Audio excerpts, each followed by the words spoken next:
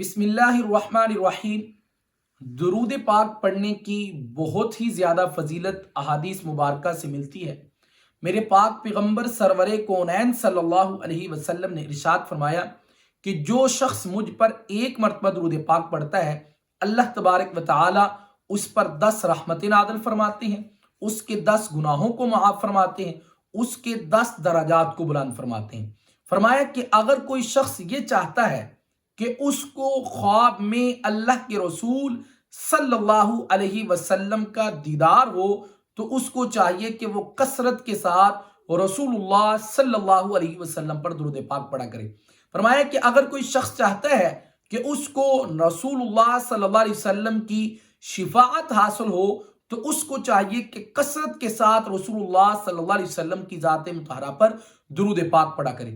بہت سارے لوگوں کی طرف سے یہ سوال کیا جاتا ہے کہ ہم درود پاک پڑھنا چاہتے ہیں تو ہمیں کوئی مختصر سا درود پاک بتائیے تاکہ ہم چلتے پھرتے اٹھتے بیٹھتے کام کاج کرتے ہوئے ڈرائیونگ کرتے ہوئے ہم اس درود پاک کو پڑھتے رہیں۔ تو آج کی اس ویڈیو میں آپ احباب کو 5 مختصر اور پر اثر جو ہے وہ درود پاک بتانے جا رہا ہوں۔ آپ توجہ کے ساتھ ان درود پاک کو سماعت فرمائیے اور اس کے بعد یاد کرنے کی کوشش کریں۔ میں تو آپ کو یہ ریکمنڈ کروں گا کہ آپ اس ویڈیو کو ڈاؤن لوڈ کر لیں یا اس ویڈیو کو آپ سیو کر لیں، یا سکرین کے اوپر میں اس درود پاک کو لکھ کر بھی لگا دوں گا، آپ وہاں سے کم از کم سکرین شاٹ لے لیں اور جب تک آپ کو یاد نہ ہو وہ اپنے پاس رکھیں، اور ہو سکے تو آپ اس ویڈیو کو اپنے دوست احباب تک بھی لازمی شیئر فرمائیے۔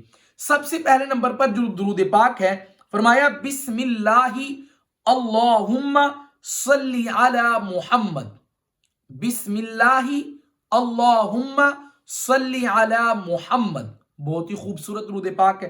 دوسرے نمبر پر اللہم صلی علی سیدنا محمد، دونوں سیم ہی ہے تقریباً، ایک میں شروع میں بسم اللہ کا اضافہ ہے، دوسرے میں سیدنا اے میرے سردار، اس 2 لفظوں کا جو ہے وہ آگے پیچھے فرق ہے۔ تیسرے نمبر پر بہت ہی مختصر ہے، بہت سارے لوگ پڑھتے ہیں، بہت ہی خوبصورت ہے، صلی اللہ علیہ وسلم۔ چوتھے نمبر پر صلی اللہ علی محمد وآلہ وسلم، صلی اللہ علی محمد وآلہ وسلم۔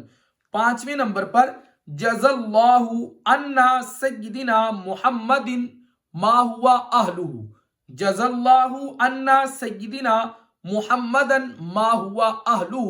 یہ 5 مختصر درود پاک ہیں۔ آپ کوشش کریں کہ ان 5 میں سے کوئی بھی درود پاک آپ چلتے پھرتے اٹھتے بیٹھتے پڑھتے رہا کریں۔